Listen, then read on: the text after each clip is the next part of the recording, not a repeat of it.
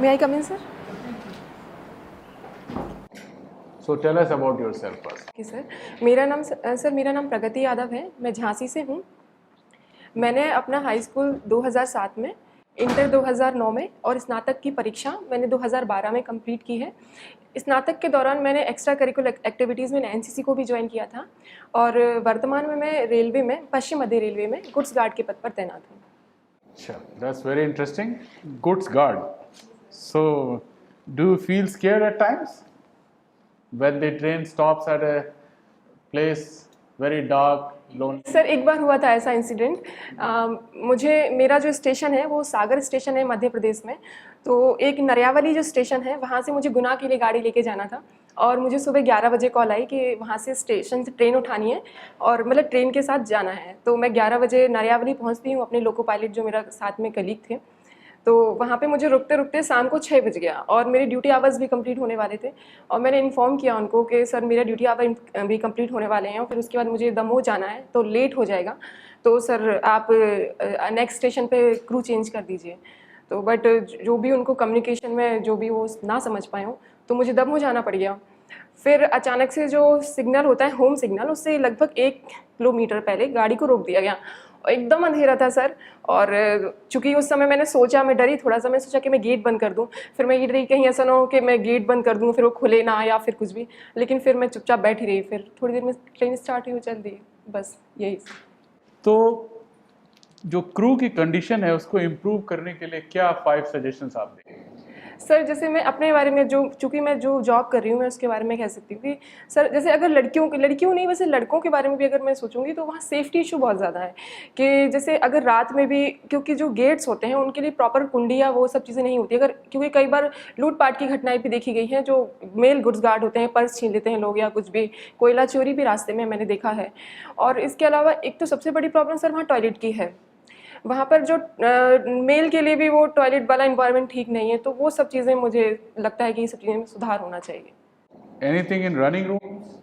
Running room actually sir मेरी side से जो रनिंग रूम था मुझे गुना की साइड जाना पड़ता था और वहाँ पे 2 साइड की ड्यूटी थी, तो वहाँ रनिंग रूम ठीक था, कोई ऐसा इशू नहीं था। Okay, as a railway person you tell me how railways are doing.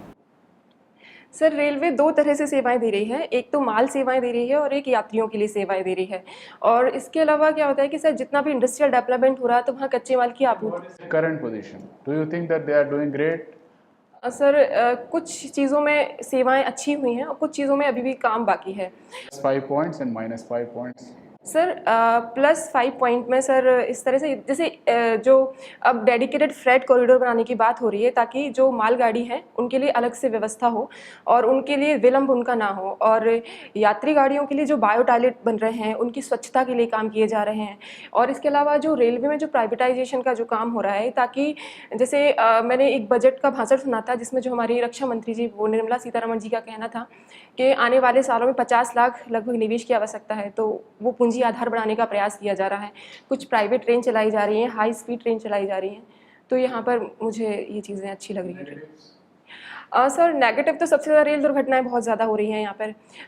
कई बार दुर्घटनाएं हो रही, महिलाओं की सुरक्षा से भी कई बार हमें समझौता करना पड़ता है। चेन स्नैचिंग या फिर लूटपाट की भी घटनाएं देखने को मिलती है। यात्री गाड़ियों से माल चोरी हो जाता है। कई बार ऐसा होता है कि जो महिला यात्रियों के डिब्बे वहाँ पे पुरुष यात्री चढ़ जाते हैं, दिव्यांगजन के जो डिब्बे हैं वहाँ पे नॉर्मल लोग बैठ रहे हैं। तो इस तरह की जो डेली टू डे प्रॉब्लम्स हैं जो फेस कर रहे हैं लोग। आप कुकिंग में इंटरेस्ट रखते हैं, टेल मी कुकिंग करने के टाइम अपार्ट फ्रॉम टेस्ट और क्या चीज़ों पे ध्यान देना चाहिए? अपार्ट फ्रॉम सबसे पहले सर, अपार्ट फ्रॉम टेस्ट, मुझे लगता है टेस्ट से भी पहले उसकी हेल्थ और न्यूट्रिशंस वैल्यू पे ज़्यादा ध्यान देना चाहिए। What else? न्यूट्रिशंस वैल्यू जो भी एक संतुलित भोजन रहता है। और क्या चीज़ सर, संतुलित भोजन हो और इसके अलावा taste. Other than the taste aspect, आपने बोला न्यूट्रिशन वैल्यू पे, इज देयर एनीथिंग एल्स जिस पर ध्यान देना चाहिए? उसकी स्वच्छता, साफ सफाई मतलब किस विधि से उसको बनाया गया है कि ज़्यादा से ज़्यादा स्वच्छ हो वो भोजन। ओके। प्रगति पोर्टल के बारे में सुना है आपने? हाँ सर, सुना है। जहाँ तक मैं समझ रही हूँ सर, ये ICT विज़ 3 डायमेंशनल प्लेटफॉर्म है, जिसमें प्रधानमंत्री जी और केंद्रीय सचिव और राज्य स्तर के जो सचिव होंगे, ये तीनों मिलके जो केंद्र और राज्य की योजनाएं चल रही हैं उनके कार्यान्वयन की समीक्षा करेंगे और उनको टाइमली इम्प्लीमेंट हो सके इसके लिए वो सुझाव देंगे या प्रयास करेंगे। उज्ज्वला योजना क्या है? उज्ज्वला योजना जो ग्रामीण क्षेत्रों में महिलाओं को स्वच्छ ईंधन उपलब्ध कराने के लिए सब्सिडी बेस्ड सिलेंडर प्रोवाइड करवाए जा रहे हैं गवर्नमेंट की तरफ से, ताकि वो जो पारंपरिक ईंधन है चूल्हे वगैरह का यूज़ ना करें, उनका स्वास्थ्य बेहतर रहे। आप बुंदेलखंड जैसे क्षेत्र से आती हैं, तो वहाँ के ग्रामीण समाज में महिलाओं को जिन विशेष 3 समस्याओं का सामना करना पड़ता है, विशेष रूप से मैं पूछना चाहूँगा, वो आप बताइए। सर सबसे पहले तो पानी, क्योंकि वहाँ पे सूखा बहुत ज़्यादा पड़ता है और पिछले यदि जैसे हम 2007 के बाद देखें तो जो एक रेनी सीज़न होता है वो 54 दिन का था, वो अब 27 दिन तक सिमट कर रह गया है। तो पानी की सबसे ज़्यादा समस्या है वहाँ पर। और दूसरी बात क्या है कि सर कि जैसे एक चूँकि पितृसत्तात्मक समाज है, तो जो डेली बेसिस पे जो महिलाओं को प्रॉब्लम आती है, जैसे उनके पास दोहरा भार रहता है, एक कृषि कार्य भी रहता है और घर का कार्य भी रहता है, और उनके कृषि कार्य की कोई वैल्यू नहीं रहती है। तो इस तरह की कुछ चीज़ें हैं। और फिर दूसरी बात, एक उनकी साक्षरता दर उतनी अच्छी नहीं है। और बस सर। अभी एक राज्य है जिसने जल अधिकार को लेकर के कानून बनाने की शुरुआत की, कौन सा राज्य है? अच्छा, इसमें क्या प्रावधान रहेगा, कुछ बताएंगे? सर एक्चुअली मैंने उसके बारे में पढ़ा नहीं, बट एक आइडिया लगा सकती हूँ कि मुझे लगता है कि सबको स्वच्छ पेयजल समय पर सुलभ हो, इस तरह का कुछ होगा, और भूजल का प्रबंधन बेहतर हो ताकि वाटर रिचार्ज सही से हो, पानी समस्या खत्म हो। अच्छा, ये मी टू कैंपेन क्या है? सर एक सोशल मीडिया का अभियान है जो पश्चिमी सभ्यता से शुरू हुआ था।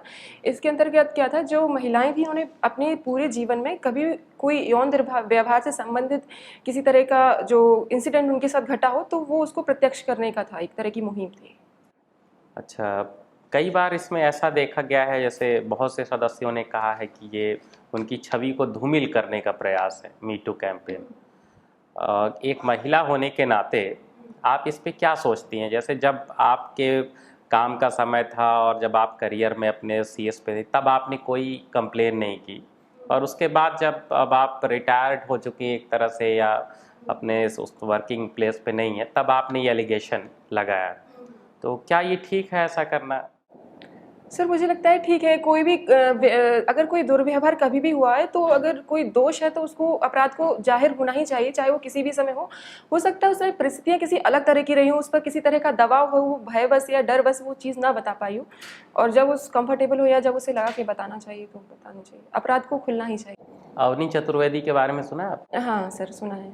सर वो एयरफोर्स की फाइटर पायलट है, पहली लड़ाकू विमान जो उड़ाएंगी हमारे देश की पहली महिला।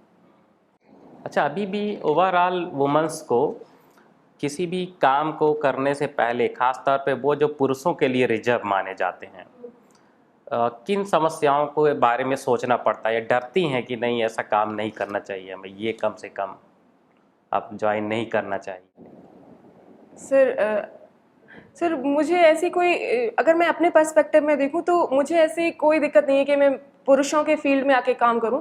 बस मुझे जैसे जो बेसिक जो सेफ्टी है, जो मेरे मानव अधिकार हैं कि मुझे टॉयलेट की प्रॉपर व्यवस्था दी जाए, या फिर मुझे जो सेफ्टी इश्यूज हो सकते हैं अगर वो कंप्लीट करते हैं, तो मुझे कोई दिक्कत नहीं है कि मैं पुरुष के क्षेत्र में आके उनके कंधे से कंधा मिलाकर काम करूँ। क्या आप करेंगे सिस्टम में जाने के बाद में कि आप जैसे ही 1000 कैंडिडेट कम से कम आए आपके इस तरह की फील्ड्स को ज्वाइन करें, शासन को, रेलवे को, अदर्स, क्या कोई आपके पास 2-3 ऐसे खास चीज़ें हैं जैसे जाते ही आप इम्प्लीमेंट करेंगे उसको? मतलब सर बहुत सारे काम है, लेकिन फिर भी कुछ इस तरह से कि सर मैंने खाने की बर्बादी बहुत ज़्यादा देखी है। मतलब अपने डे टू डे लाइफ में भी हम देखते हैं कि बहुत सारा खाना बर्बाद होता है। तो एक आइडिया सोचा था मैंने कि जैसे जहाँ भी मुझे अगर सरकारी आवास होगा या फिर जो भी एक ऑफिसर्स कॉलोनी जैसे अगर होती है, तो एक जो NGOs होती हैं जो हमारी, तो उनके माध्यम से मैं क्या करूँगी कि जो उनका डेली बेसिस पे जो खाना होगा मैं उसको कलेक्ट करवाऊँगी, और फिर उसको जो बहुत ज़्यादा भूखे लोग हैं उनको प्रोवाइड करवाऊंगी। तो इससे वो खाना बर्बाद भी नहीं जाएगा और जो लोग उचित मतलब जिनको ज़रूरत है उनको मिलेगा भी। और उसके अलावा सर मैं ये मतलब मेरा एक मॉडल है ये करवाने का। और इसके अलावा जो सभी लोग कहते हैं स्वास्थ्य, शिक्षा, महिला सशक्तिकरण, इस तरह के जो मेरे क्षेत्र रहेंगे जिस पर मैं विशेष रूप से ध्यान देना चाहूँगी। महिला सशक्तिकरण को आप कैसे परिभाषित करेंगे संक्षेप में? मुझे लगता है सर, ये निर्णय लेने की स्वतंत्रता है अपने सामाजिक आर्थिक जीवन में और अपने व्यक्तित्व विकास में। आपको निर्णय लेने की स्वतंत्रता हो, आपको क्या पढ़ना है, आपको किससे शादी करनी है, आपको अपना जीवन किस तरह से जीना है। लेकिन उसका भी एक दायरा है सर, कि मतलब वो स्वतंत्रता अति स्वतंत्रता या में ना बदल जाए। मतलब आप अपने मर्यादित होकर अपने अधिकारों का भरपूर प्रयोग कीजिए और समाज में अपने परिवार के लिए एक बेहतर योगदान दीजिए। अच्छा, ठीक है सर। अभी आपने महिलाओं के दायरे के बारे में बात की।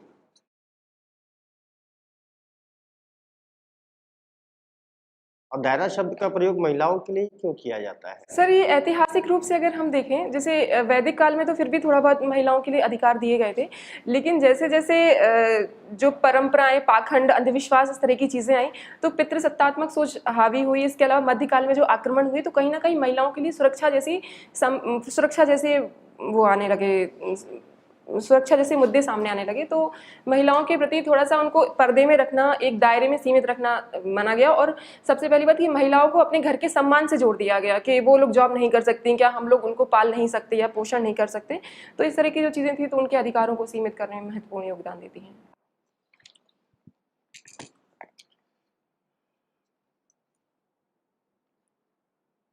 What is 297246? 297246 सर, ये मेरा रोल नंबर है, और अगर मेरा सिलेक्शन हो जाता है तो मेरी इससे किस्मत बदल जाएगी। 1991 की मुख्य घटनाएं क्या क्या है? सर, 91 में बेसिकली जो सबसे बड़ी घटना हुई थी, वो आर्थिक सुधार हुआ था हमारे यहाँ। उदारीकरण, प्राइवेटाइजेशन और वैश्वीकरण की संकल्पना श्री मनमोहन सिंह जी ने जो ला कर दी थी। ओके, उससे देश को क्या फायदा हुआ? सर, उससे जो भुगतान संतुलन की समस्या हो रही थी, वो समाप्त हुई। हमें IMF और वर्ल्ड बैंक से ऋण मिलना हुआ। और इसके अलावा उद्योगों को थोड़ा सा, उनको जो उनमें कड़े कानून लगाए गए थे, लाइसेंस व्यवस्था को ख़त्म किया गया, और इससे प्रत्यक्ष विदेशी निवेश, पूंजी प्रवाह हुआ और रोजगार में परिवर्तन हुआ। इसके अलावा महिलाओं की जो स्थिति थी, उनमें भी परिवर्तन आया। महिला अधिकारों की बात होने लगी, मानवाधिकारों की बात होने लगी, और कुल मिला के पूरा एक सामाजिक जो समावेशी विकास होता है, जिसमें दलित सशक्तिकरण की भी प्रयास किए गए, तो एक समग्र विकास के रूप में। चलिए ठीक। आप 2012 में आपने कंप्लीट किया और 2018 में आपने ज्वाइन किया। ये बीच में 6 साल आप क्या कर रही थी? सर, एक्चुअली वो 2018 में ज्वाइनिंग हुई, लेकिन वो जो फॉर्म था वो 2015 का था सर। और बीच में इस दौरान मैं अपनी तैयारी करी थी। मैं लगातार मेंस दे रही हूँ 2015 से 16 में, मतलब 15 और 16 में मेरा मेंस क्लियर नहीं हुआ था, इस टाइम क्लियर हुआ है। और इस दौरान मैं बीच में रेलवे से पहले यहाँ पर एक GS हिंदी की कोचिंग थी सर, तो उसमें मैं अपने टाइम पर जो PT की क्वेश्चन होती थी, मैं वो बनाकर उनको सेंड करती थी अपने घर से। कंटेंट में थोड़ा सा काम किया है मैंने। ओके, आपकी हाइट कितनी है? Sir, 5 feet 4 inch. 5'4" है आपका। चलिए ठीक। विशाखा गाइडलाइंस क्या है? Sir, Vishakha guideline supreme court द्वारा दी गई थी। महिलाओं को क्या कार्यस्थल पर जो यौन उत्पीड़न होता है, तो उसके लिए किस तरह के मानक या दिशा निर्देश स्थापित किए जाएंगे। तो उसके अंदर ये आंतरिक समिति की बात की गई थी, जिसमें यदि कोई महिला किसी यौन व्यवहार से पीड़ित है, तो वो उसमें शिकायत करेगी, और उसमें महिला सदस्य भी होगी। वर्तमान स्थिति क्या है विशाखा गाइडलाइन? सर, वर्तमान में विशाखा गाइडलाइन, जैसे अगर मैं अपने संस्थान में देखूं, तो इस तरह का मुझे कुछ समझ में नहीं आया कि महिलाओं की शिकायत के लिए स्पेशली कुछ एक शिकायत पेटी थी, मतलब, लेकिन वो मेरे डिपार्टमेंट से नहीं थी, वो लोको पायलट के डिपार्टमेंट से थी, वो जनरल शिकायत पेटी थी। लेकिन महिलाओं के लिए स्पेशली तो मेरे। तो एक जागरूक महिला होने के नाते आपने क्या कदम? सर, मैंने बात की थी एक बार, लेकिन उसको इतना ध्यान नहीं दिया गया। तो उसके बाद आपने छोड़ दिया। चलिए, अगर इसमें कुछ करना होगा तो आप क्या करना चाहेंगे? विशाखा गाइडलाइन में सर, जैसे अगर बनती हूँ SGM या जो भी बनती हूँ मैं, तो सबसे पहले मैं इसके बारे में एक जागरूकता फैलाऊंगी। जो मेरे कर्मचारी मेरे साथ मेरे सहभागी होंगे, उनको इसके बारे में अवगत कराऊंगी। जो भी जैसे कार्यालय होंगे, उसमें जैसे पोस्टर्स वगैरह के माध्यम से इसके क्या क्या प्रावधान है, आप कहाँ जा सकते हो, किस तरह से इसका उपयोग कर सकते हैं, इस तरह के द्वारा मैं इसमें जागरूकता फैलाऊंगी और प्रोत्साहित करूंगी कि अगर ऐसा कुछ होता है तो ज़रूर इस तरह।